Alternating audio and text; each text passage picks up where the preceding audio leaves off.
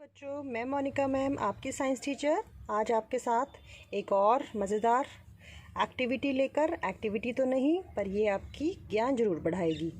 तो बच्चों देखो, आज मैंने अपने गमले से ये पौधा निकाला है और इस पौधे को मैंने अलग अलग करके लगाया क्योंकि ये बहुत फैल गया था। तो मैंने इसको अलग अलग करके इसके 4 पॉट्स बनाए हैं और उनमें से ये एक है। तो बच्चों, जब मैं इस पौधे को निकाल रही थी, क्योंकि ये एस्पैरेगस नाम का पौधा है और इसकी जो जड़ें होती हैं बच्चों, वो रूपांतरित जड़ें होती हैं। अपस्थानिक जड़ इसकी जो होती है, इसकी जड़ें जो होती हैं अपस्थानिक जड़ होती हैं बच्चों, और अपस्थानिक जड़ों का भी इसमें रूपांतरण होता है।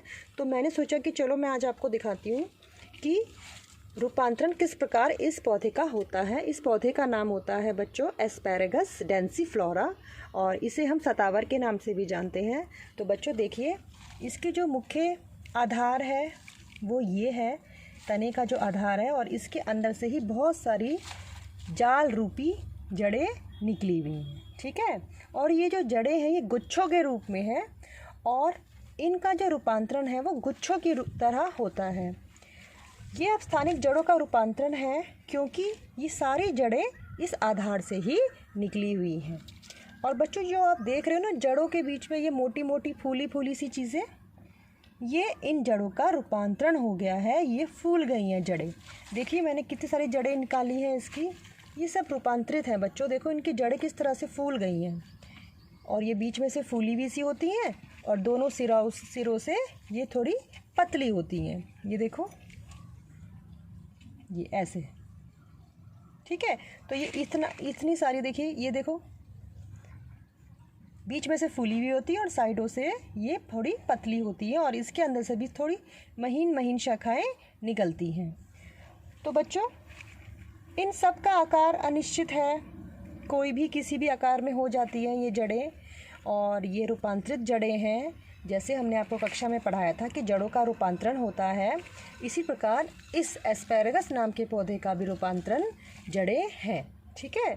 तो आप सब देखेंगे, आपने किताबों में पढ़ा था इस पौधे के बारे में, लेकिन हम नहीं देख पाए थे। लेकिन जब मैंने अपने घर से ये पौधा निकाला तो मैंने सोचा कि आपके लिए मैं एक वीडियो बनाती हूँ आपको दिखाने के लिए। देखिए कितनी अच्छी जड़ें हैं इसकी, रूपांतरित जड़ें। और इनका क्या कार्य होता है बच्चों? इनका कार्य क्या होता है इन जड़ों का? ये क्यों फूल गई हैं? क्योंकि इनमें पौधों का संग्रह होता है। ये पौधों को भोजन संग्रह करने के लिए काम करती हैं। और बताइए रूपांतरित जड़ों के उदाहरण, जैसे मूंगफली है। मूंगफली में क्या होता है बच्चों? ये जो जड़ें हैं ये गांठ के रूप में रूपांतरित हो जाती हैं। इसी प्रकार करेला है, अंगूर है, इन दोनों में क्या होता है बच्चों? जैसे इसमें तो ये फूली फूली इस तरह की शेप में है, करेले और अंगूर में क्या होती है? गोल गोल मोती के माला की तरह इनकी जड़ें हो जाती हैं, ठीक है। इसी प्रकार शकरकंद तो आपने देखी है, वो भी रूपांतरित जड़ है और वो तो इतनी मोटी फूल के कंद सी हो जाती है, उनकी कोई शेप ही नहीं होती, किसी भी शेप में वो हो जाती हैं।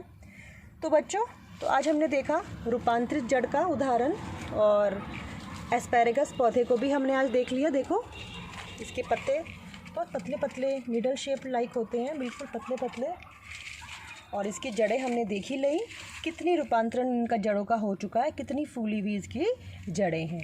तो ठीक है बच्चों, फिर मिलते हैं किसी और एक्टिविटी के साथ। तब तक के लिए बाय बाय।